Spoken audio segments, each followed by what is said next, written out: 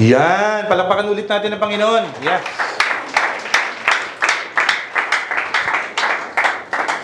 Recording na kaya. Anyway, magandang hapon po sa inyo lahat. Kamusta po lahat kayo? Nadaanan kayo ng bagyo? Lahat tayo apektado ng bagyo o walang hindi binagyo dito? May mga galing na ibang bansa tapos hindi tinamaan ng bagyo. Ayan. Kami, we were, siguro favored kasi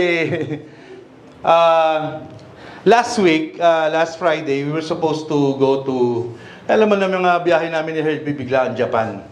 No, so dapat magja-Japan kami. Kaso sabi namin, bitin yung araw. Like for 4 days lang, 4 nights. Sabi ko, magja-Japan, laki ng gagastusin sa ticket. Around 50,000, dalawa kami balikan. So yung mga gastos, siyempre gastos pa doon. So sabi ko, bitin. Sabi ko, pero talaga mabait ang Diyos kasi at that day na supposedly magpa-flight kami, yung baggage ng carousel ng NAIA nagloko. No? So, iniwas kami ng Panginoon doon. Praise God. Palapakan natin ng Panginoon. Napakabuti ng Diyos. Tapos hindi rin namin naranasan yung malakas na bagyo, no? Talagang grabe yung favor ng Panginoon kasi nasa Boracay kami. Tapos, di ba? Kita niyo naman. Although, bumabagyo din doon, pero hindi ganun kalakas katulad dito, no? So, ang ginagawa lang namin ni Herbie noon, puro lang kami dasal, no? Pray ng pray. Eventually, may kasama kami noon yung aking hipag at saka yung asawa niya. Yung dalawa na yun nang tumanggap sa amin when we were in Canada. So, sa bahay kami nila nagstay. So, sabi ko, bago kami pumunta ng Canada, sabi ko, gusto ko i-disciple yung mag-asawa, no? Gusto kong i-disciple. I mean, gusto ko talagang makilala nila ang Panginoon. Kaso nga lang, when we were there, sobrang busy namin, no? Hindi namin alam kung wala kaming time hindi namin mahanap yung time to study the Word, makapag-Bible study, sharing, praying, ganon. So hindi namin makita yun. So, nung hanggat sa makabalik na kami, tapos aalis din sila, hindi namin masaktuhan talaga. Pero sabi ko sa Panginoon, Lord, hindi man kami makapag-Bible study, hindi man ako makapagturo. Sabi ko, gusto kong maramdaman ng dalawang mag-asawa na to, yung kapangyarihan mo No? Kasi ano ba sabi? The most effective tool for discipleship is yourself Sabi ko, gusto kong magpakilala ka sa kanila, Panginoon. No, gusto kong maramdaman kanila. Hindi ko man sila maturuan mga lessons sa Bible, pero sabi ko, Lord, ang dasal-dasal ko talaga, gusto kong makilala kanila. Gusto kong malaman nila yung kapangyarihan mo. No? Gusto kong malaman nila that you exist and that they matter in their lives. No? Kaya nung nasa Canada kami, itong si Ryan, yung asawa, no, lagi silang, natutuwa siya kasi sabi niya, nung pupunta kami ng mga tourist spots, bago pumunta, umuulan. Like sa Lake Louise, it's a beautiful, yung sa Banff, let's say yung Banff na lang, napakagandang lugar ng Banff, Banff. Dapat pala nagdala ako ng mga pictures, napakaganda. Parang nasa paraiso, no? Talagang parang painting yung makikita mo. Sabi niya, nung papunta kami doon, umuulan. Pero pag nandun na kami sa lugar, mawawala yung ulan. No? Tapos, pag aalis na kami, uulan ulit. Sabi niya, in all the tourist spots na nandun, ganun na nangyayari. Sabi niya, grabe naman, no? Grabe yung dasal mo, kuya, no? Hindi sabi ko, hindi naman. Ang lakas mo kay Lord, sabi niya. Sabi, hindi ako yan. Sabi ko, nagdasal tayo, kasama kayo nagdasal, pinagdadasal ko, na sabi ko, Lord, gusto kong malaman nila yung kapangyarihan mo. That even the weather, you can stop it. Amen? Even the weather, you can stop it. Nilikha niya lang yung weather, itong mundo, nilikha niya lang ito So sabi ko, lahat yun, ganun. Tapos yung mga favor, yung that was peak season, peak season siya pa na nakahanap pa rin kami ng murang bahay ng matutuloyan. So sabi niya, ang daming answered prayer. Nung nandito ka, kuya, grabe. So, when we were in Boracay, so sabi ko, ganun nangyari, sabi ko, ipagpe-pray natin kasi yung mga flights papuntang Boracay, wala na, canceled na Wala na talaga, as in, wala na makakalabas, wala na. Doon pa lang sa boat from Boracay to Katiklan, wala na eh. Wala na papabiyahe. Kasi sira ang pantalan. No? So tatlong ports yun, isa na lang natitirang ports para bumiyahe sila. Sabi ko, siya na yung alam mo yung, siya na yung nagsabi, Kuya, Catholic to Catholic. May Catholic ba dito? Ayan. Katoliko po siya. Siya na yung nagsabi sa akin, Kuya, magdasal muna tayo. So sabi ko, naiyak ako sa Panginoon. Sabi ko, yung prayer ko, na maniwala siya sa kapangyarihan ng Diyos, nangyari eh. Di ba? Hindi ko man siya naturuan tungkol sa Biblia, pero sabi ko, galing mo Lord. Gagawa ka talaga ng paraan. Pakikinggan mo ang tao, ang anak mo eh. Sabi ko, hindi ko man siya na-disciple talaga. Pero alam nyo kasi, discipleship is making people to follow Jesus. And another answered prayer, a-attend na sila sa CCF, doon sa Calgary, this coming Sunday. Mamaya po. So praise the Lord. Purihan natin Panginoon. The most effective tool for discipleship is yourself. Tayo po mismo.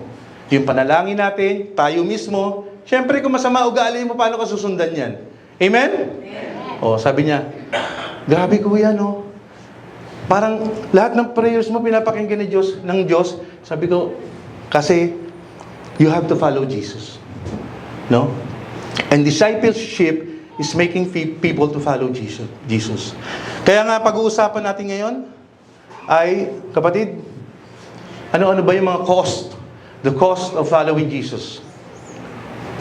This is for Christians, pwede na rin for non-Christians, yung mga baguhan pa lang. Para makikita nyo na, ano pa yung mga kailangan magagawa ko?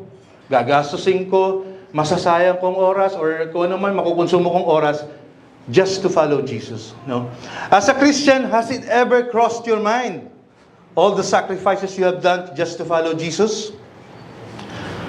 Di ba? Bilang Kristiyano, nabilang nyo na ba? Umupo ba kayo? Minsan, umupo kayo, sabi nyo, ang dami ko na pa ng sakripisyo para kay Jesus sa pagsunod-sunod ko pa lang sa Kanya. Di ba? Iwas ka sa bisyo. Baka may bisyo pa tayo dyan. Patanggalin natin yan. Di ba? Iiwas ka sa barkada. Magbabasa ka ng Bible. It will consume your time. Mag-attend ka regularly ng church. Amen? Amen. Regularly. You need to spend time. Mag-spend time ka sa tao. O dito. Pati mga resources, gagastos kasi pagpunta mo dito, kailangan mo mamasahe. Amen? And being in a ministry. Maraming minsan heartaches pa nga. Ka-ministry mo, hindi mo kabate.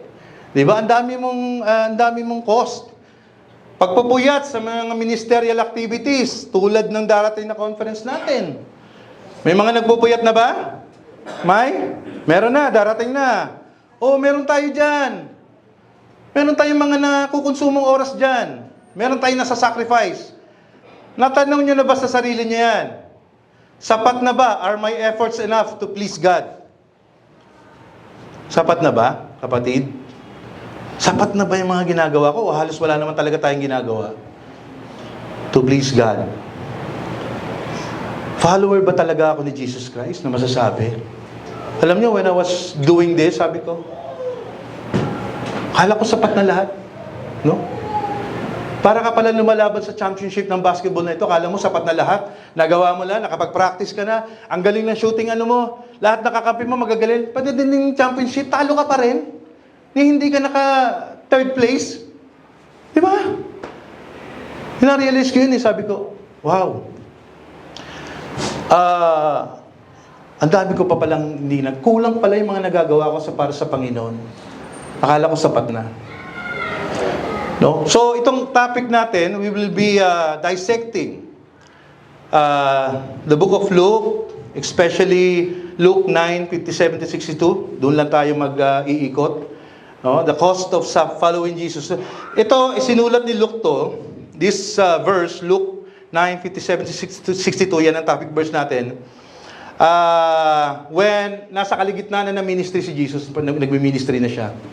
Nasa kaligitnaan na siya. And He is about to send the 12. No? Sending of the 12 na to eh. Sinasend niya na yung 12 apostles. So, basahin natin ang ating topic verse for today. Sa Luke 9:57-62. Kung mga may digital Bible kayo dyan, o Bible mismo, or pasabay-sabay na lang nating basahin. As they were walking along the road, a man said to him, I will follow you wherever you go. Jesus replied, Foxes have dens and birds have nests, but the Son of Man has no place to lay his head. He said to another man, Follow me. But he replied, Lord, first let me go and bury my father. Jesus said to him, Let the dead bury their own dead, but you go and proclaim the kingdom of God. Still another said, I will follow you, Lord, but first let me go back and say goodbye to my family. Jesus replied, No one puts a hand to the plow and looks back is fit for service in the kingdom of God. Let's pray. Heavenly Father, we are so grateful for today. Thank you for this place. Thank you for the good weather. Thank you, Lord, for you have calmed the storm. Lord, let us be reminded, Panginoon, that Sunday is still for you, Panginoon. Thank you for this message, Lord. May we understand this. Lord, be the speaker today. In Jesus' name, amen. Our Lord Jesus Christ has set conditions for us to be called His followers. May mga sinet na pala siyang condition. Kailangan na lang pala natin susundin para maturing tayong isang tagasunod ni Jesucristo. Legit, no? Tinatawag natin legit, no? Kasi may mga peke. Levi's mo, legit ba yan? Fake. No? So, paano tayo masasabi? Ito na, nag-set na ang ating Panginoon. Napakadali pala. Kung babasahin, ilang verses lang.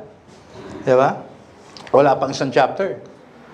Around 6, 7 verses lang. So, unang-una, the followers of Jesus has no earthly security. So, habang naglalakad sila, as they were walking along the road, a man said to him, sinabi sa kanya, I will follow you wherever you go. Kahit saan ka magpunta. Jesus replies, Foxes have dens, and birds have nests, but the Son of Man has no place to lay his head. A follower of Christ must be willing to go out of his comfort zone. No? Sabi niya, susunod ako sa iyo. Saan ka magpupunta? Kaya mo ba? Kasi yung mga walang matutulugan eh. Pero mismong kung ang mga foxes and dens may mga nests, pero ang tao, the Son of Man, walang matutulugan. Kaya mo ba? Naalisin ang sarili mo sa comfort zone bilang pagsunod sa ating Panginoon. Security is a big thing for everyone. Lahat sa atin eh. Kailangan may trabaho tayo. Kailangan may mahihigaan tayo. Kailangan malambot pa yan. Kailangan may damit ka. Kailangan may bahay ka. Kailangan may pagkain ka. Security is a big thing for everyone. Every one of us.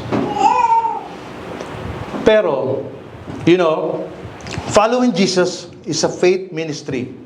It is not a popular opinion. It is not a popular option. In fact, sad to say, following Jesus and following His ways do not belong to our utmost thoughts most of the time. Hindi natin priority. No? Hindi natin priority sumunod sa Panginoon. Totoo ba yan? Anong mga priority natin? Mabuhay. Sumweldo. Magkatrabaho. Diba? Pero yung maglingkod, sumunod sa Panginoon, ang pinag-uusapan po natin dito, yung pagsunod sa Panginoon. Following Jesus. When you follow Jesus, lahat po ng sinagawa niya, gagawin mo rin. Ang sabi niya, wag mong isipin ng comfort when you follow me. Oh? Kasi basta nagsisimba lang tayo, basta nandito lang tayo sa church, simbahan, basta naman sa ministry lang tayo, akala natin, we're following Jesus na. Pero hindi. Following Jesus is the least of our priorities. Hindi kasama sa priorities natin pagsunod sa Panginoon. Totoo ba yan? Amen ba? Amen, masakit, di ba? Dami natin ginagawa sa buhay, pero no. It is not our priority. Masakit. Priority natin magkatrabaho. Yung iba, yumaman. Ano na sa top priority mo? Di ba? Kasi security. But a follower of Christ, wala tayong security dito sa mundo. No earthly security. Panlupa, wala. Hindi dapat natin iniisip yan. Sabi sa Philippians 2:5-8, in your relationship with another, have the same mindset as Christ Jesus, who, being in the nature of God, did not consider equality with God something to be used to his advantage. Rather, he made himself nothing by taking the very nature of a servant, being made in human likeness, and being found in appearance as a man. He humbled himself, becoming obedient to death, even death on a cross. Kaya alam mo yung pagiging maalwan ng buhay, prosperity gospel, hindi kailangan tinuro ni Jesus yan eh. Sumunod ka sa akin. Umatid ka ng mga yayaman ka, aalwan ng buhay mo. Hindi kailanman tinuro ng Panginoon yan. Kaya napakasakit, may mga preachers ngayon, ayan ang tinuturo. Magbigay ka ng marami para pagpalain ka. Magbigay ka ng marami sa Panginoon, sa church para pagpalain ka. Walang ganong tinuro ang ating Panginoong Jesus. Despite, ano sabi in the very nature, He did not consider equality with God. Hindi niya tiningnan niya sarili niya sa God. In fact, siya? He's only a carpenter. Sa mababang Saan pinanganak ang ating Panginoon? Sa sabsaban. Kung saan pinapanganak ang mga tupa, doon lang pinanganak ang ating Panginoon. Di ba? Kaya ako, lagi ko kinukwento to sa mga kaibigan ko. Nung hindi pa ako ganong kaalwan, sabi ko sa Panginoon, Lord, hindi ako nag-pray na Panginoon, pagpalain mo ako. Na Panginoon, bigyan mo ako ng maraming sasakyan. Na Panginoon, gusto ko mag-travel sa kung saan-saan. Na Panginoon, bigyan mo ako ng ganito, bigyan mo ako niyan. Hindi ko pinag-pray ang lahat ng yan. Alam niyo, pinag-pray ko, Lord, gusto ko lang makapag-attend na simbahan. Kada linggo. Regularly. Yun lang ang pinag-pray ko sa Panginoon. Wala akong ibang pinag-pray. Eh, nagulat na lang ako. Ang Panginoon na lahat ang gumagawa ng paraan. Para ayusin ang lahat.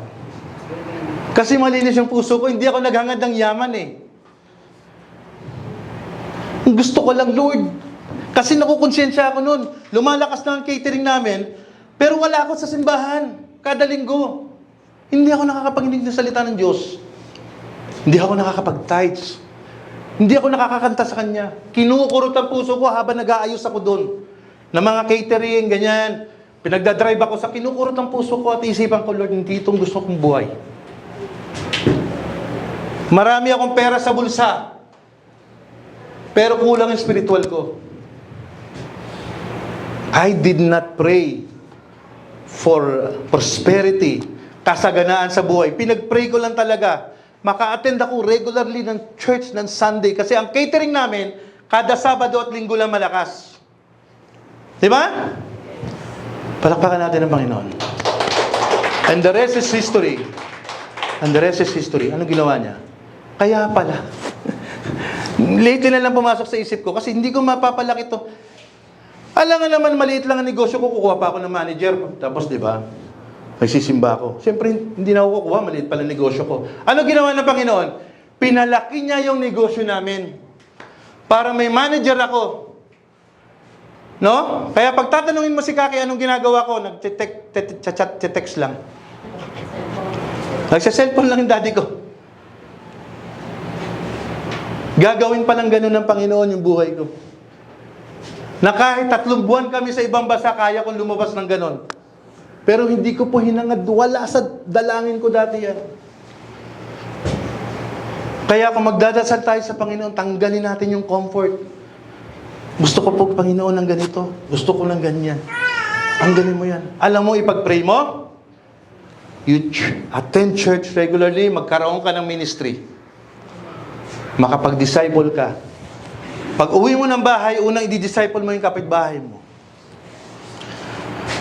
Kaya ako, tuwan-tuwa ako na yung aking hipag at yung kanyang asawa ay kahit papaano sa mga chat-chat naging disciple ko. Dinisciple ko yung mag-asawa. Ngayon, a-attend sila ng simbahan sa CCF. Praise God. Mga sagrado katoliko ito. Pero kikilos at kikilos ang Panginoon pag ang pinagpipray mo ay para sa kaharian niya. Amen? Amen.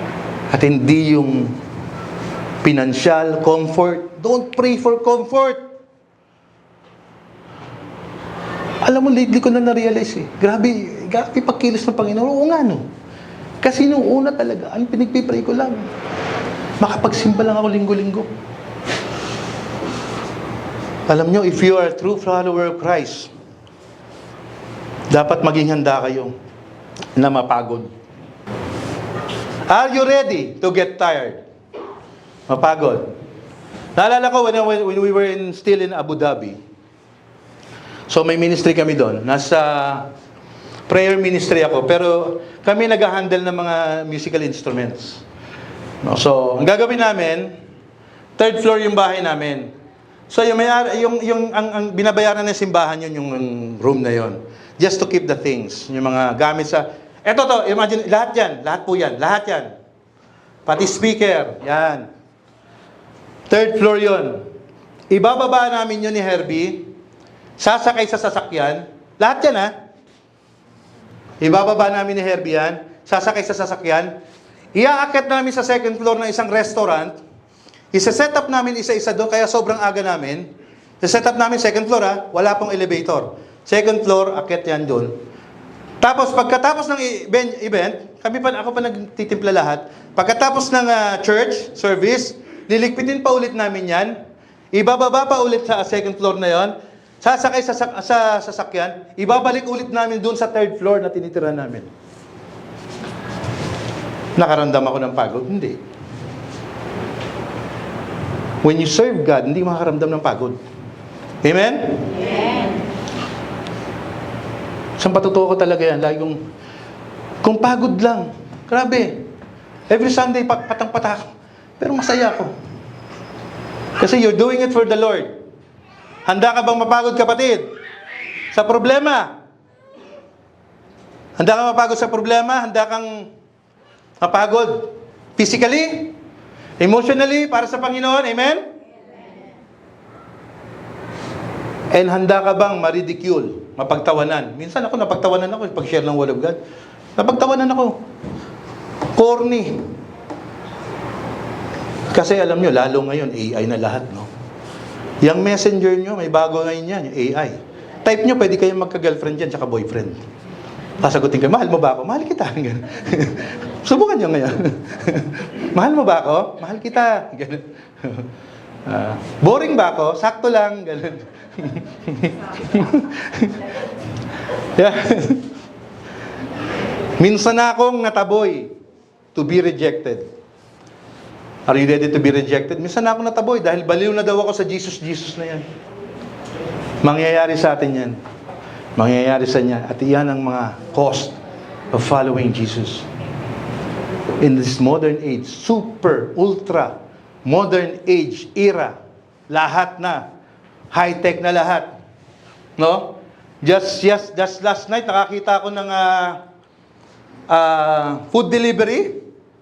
Deliver by a drone sa China. At huwag niyong gaganin ng China, mas advanced pa sila sa US. Deliver by a drone. Yung in-order niyang food, bumagsak, kinuha niya, binidyo niya, tuwan-tuwa siya. And that is the future. No? At dahil nandun na nga ang future, ano mangyayari? The words of the Lord, the Bible will be left behind. The great news about Jesus Christ, maiiwanan yan. Ayan ang nakakatakot ngayon. Bakit pa ako church na ganyan, basa-basa ng Bible na yan, meron namang AI. Tatanong ko lang naman lahat yan. Alam lahat. Totoo naman. Type nyo ngayon. How many Bible verses are there in John? Sasagutin ka ni Meta, AI, Messenger. Totoo. Pero sana gamitin natin. No? Huwag nating, sobrang dami. May thread pa ngayon. May thread, may Telegram, Instagram, Snapchat, WeChat. Ang dami. No? Now that we have that technology, gamitin nyo. What can we learn from the book of John? Type nyo ngayon. Meron lalabas yan. So as much as Satan is doing this, why not? Christians like us, gamitin din natin. Di ba? Kala nyo, nagbibiro lang ako. Type nyo ngayon. What can we learn from the book of John? What is the topic of the book of John? What are the Gospels? Mga ganon. Matututunan nyo na dyan. Yun nga. Baka dumating ang time, mas marunong pa kayo sa pastor.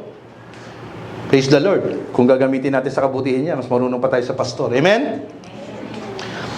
The followers of Jesus Christ, pangalawa, the followers of Jesus has no earthly ties. Ito ang He said to the other man, to another man, mismo nga atin ng Panginoon na nagsabi, halika, follow me. But ang sabi nung tao na yon, but he replied, Lord, first let me go and bury my father.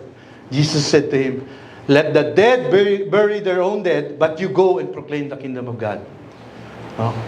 Kasi ito kakaiba na. Yung una kasi, sabi?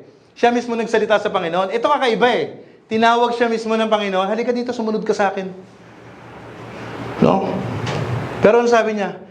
Teka lang po, during olden times, kasi kinikure pa yung patay. Mga 1 week pa yan bago ilibing, ay sunugin. Ay ilagay sa mga tomb, gano'n.